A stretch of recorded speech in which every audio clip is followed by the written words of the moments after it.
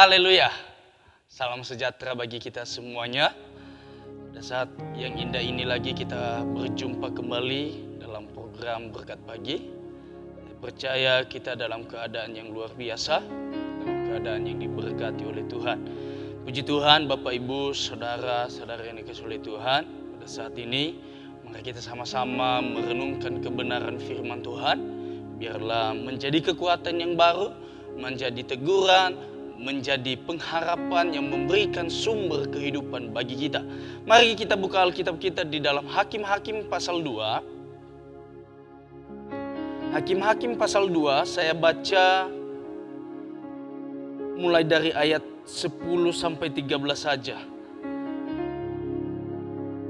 Saya bacakan bagi kita semua, Hakim-Hakim pasal 2, ayat 10 sampai yang ke-13. Begini bunyi firman Tuhan. Setelah seluruh angkatan itu dikumpulkan kepada nenek moyangnya, bangkitlah sesudah mereka itu angkatan yang lain, yang tidak mengenal Tuhan ataupun perbuatan yang dilakukannya bagi orang Israel. Lalu orang Israel melakukan apa yang jahat di mata Tuhan, dan mereka beribadah kepada para Baal. Mereka meninggalkan Tuhan, Allah nenek moyang mereka, yang telah membawa mereka keluar dari tanah Mesir, lalu mengikuti Allah lain dari antara Allah-Allah bangsa di sekeliling mereka dan sujud menyembah kepadanya, sehingga mereka menyakiti hati Tuhan. Demikianlah mereka meninggalkan Tuhan dan beribadah kepada Baal dan Asitoret.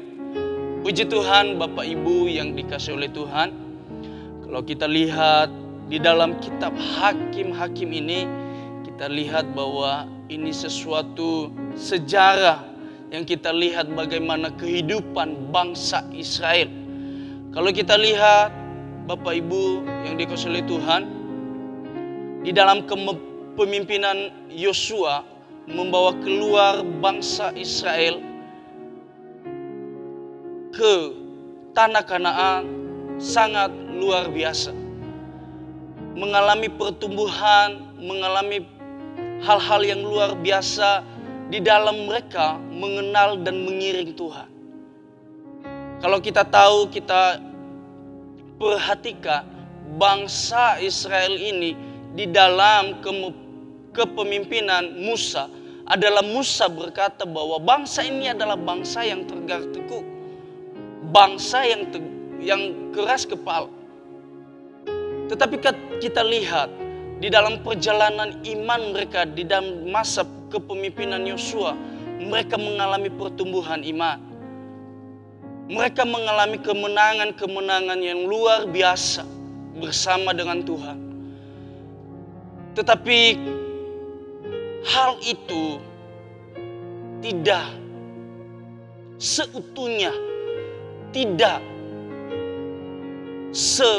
yogianya terus dan menerus mereka lakukan. Karena kenapa? Setiap manusia memiliki generasi demi generasi. Kalau kita lihat di sini, Bapak Ibu, kita perhatikan di pasal 2 ini, bahwa kita lihat di sini bahwa terjadi permasalahan ini, terjadi hal yang tidak berkenan kepada Tuhan ini, yaitu setelah meninggalnya Yosua. Setelah matinya Yosua dan para tua-tua di bangsa Israel, maka terjadilah pada angkatan selanjutnya hal-hal yang tidak baik, yang tidak mengikuti Tuhan, yang tidak menyenangkan hati Tuhan. Bapak Ibu yang dikasihi oleh Tuhan, kita lihat di sini bahwa kita lihat di akhir dari kitab Yosua. Mari kita buka di dalam kitab Yosua dulu. Mari kita kembali ke belakang di dalam kitab Yosua.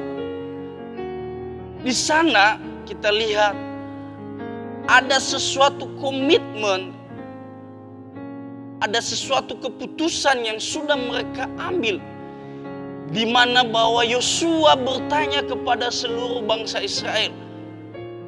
Kalau kita lihat Bapak Ibu, di pasal 24 ayat ke-14 dan 15 dikatakan di sana, saya bacakan, Oleh sebab itu, takutlah akan Tuhan dan beribadahlah kepadanya dengan tulus, ikhlas, dan setia. Jauhkanlah Allah yang kepada nenek moyangmu telah beribadah di seberang sungai Efrat dan di Mesir, dan beribadahlah kepada Tuhan. 15 berkata begini, tetapi jika kamu anggap tidak baik untuk beribadah kepada Tuhan, pilihlah pada hari ini kepada siapa kamu beribadah. Allah yang kepada nenek moyangmu beribadah di seberang sungai Efrat, atau Allah orang Amori yang negeri kamu diami ini. Yosua berkata begini, tetapi aku dan seisi rumahku, kami akan beribadah kepada Tuhan. Ini adalah statement seorang Yosua sebagai pemimpin di bangsa Israel. Dan kita lihat selanjutnya apa yang menjadi keputusan mereka bersama.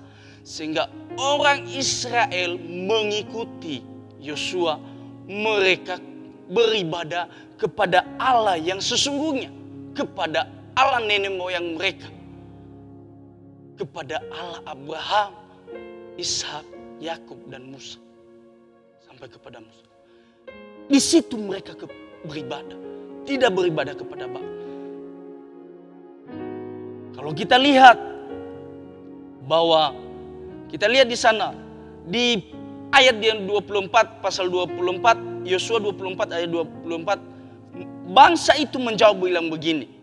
Lalu jawab bangsa itu kepada Yosua, kepada Tuhan Allah kita kami akan beribadah dan firman-Nya akan kami dengar. Ini yang luar biasa. Yosua bersama dengan para penatua, para tua-tua bangsa Israel.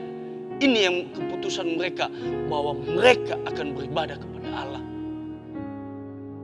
Dan kita lihat di sana apa yang terjadi. Ada hal-hal yang luar biasa yang Tuhan kerjakan bagi mereka. Bapak Ibu yang dikasihi oleh Tuhan. Kita lihat di sini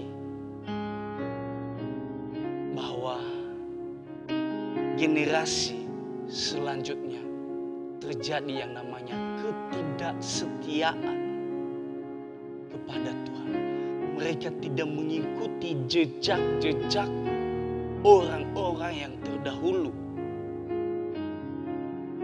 Bagaimana Yosua dan para tua-tua itu telah mengambil keputusan akan beribadah kepada Tuhan.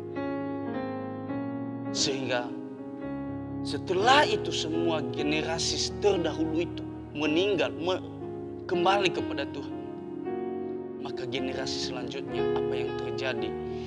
Yaitu kebobrokan kehidupan mereka. Mereka beribadah kepada Allah lain. Bapak Ibu yang dikasihi oleh Tuhan, apa yang kita tarik dari sejarah ini, dari cerita ini? Siapa pemimpin? Baik pemimpin secara rohani maupun pemimpin dalam organisasi. Ini perlu mendidik yang namanya generasi-generasi yang akan bertumbuh selanjutnya. Tugas siapa? Baik itu dalam keluarga kita, anak cucu kita. Kita harus mempersiapkan generasi-generasi kita yang berkenan kepada Tuhan. Kalau kita lihat Bapak Ibu yang dikasihi oleh Tuhan, bagaimana cara kita untuk mempersiapkan generasi kita yang berkenan kepada Tuhan, sehingga mereka tidak mengalami yang namanya murka Allah. Soalnya kalau kita lihat di sini, di ayat 14 berkata, maka di Hakim-Hakim 2 ayat 14 berkata di sana, maka bangkitlah murka Tuhan terhadap orang Israel. Karena kenapa? Mereka tidak beribadah kepada Allah yang sesungguhnya. Maka dengan itu, bagaimana cara kita untuk mengatasi hal ini? Mari kita lihat di dalam Ulangan pasal yang ke-6. Ulangan pasal 6. Dengan cepat saja ayat yang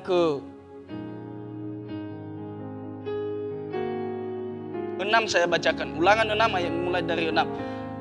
Apa yang kuperintahkan kepadamu hari ini haruslah engkau perhatikan. Haruslah engkau mengajarkan berulang-ulang kepada anak-anakmu yang membicarakan apabila engkau duduk di rumahmu, apabila engkau sedang dalam perjalanan, apabila engkau berbaring dan apabila engkau bangun.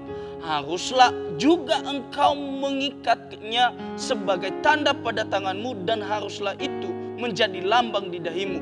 Dan haruslah engkau menuliskannya pada tiang pintu rumahmu dan pada gerbang rumahmu.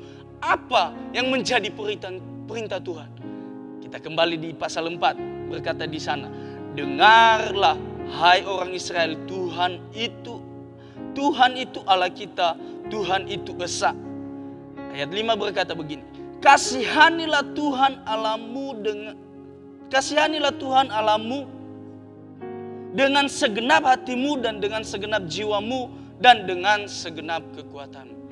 Ini yang harus kita beritahu kepada anak-anak generasi kita, supaya mereka mencintai Tuhan dengan seutuhnya. Dikatakan di sana, dengan segenap jiwa, segenap kekuatan. Bagaimana caranya? Kita harus mengajak anak-anak generasi kita untuk tetap mengenal Tuhan, beribadah kepada Tuhan, supaya tidak mengalami yang namanya murka Allah. Dan tanggung jawab siapa? Tanggung jawab kita bersama, baik itu kepala keluarga, generasi yang sudah diberkati oleh Tuhan.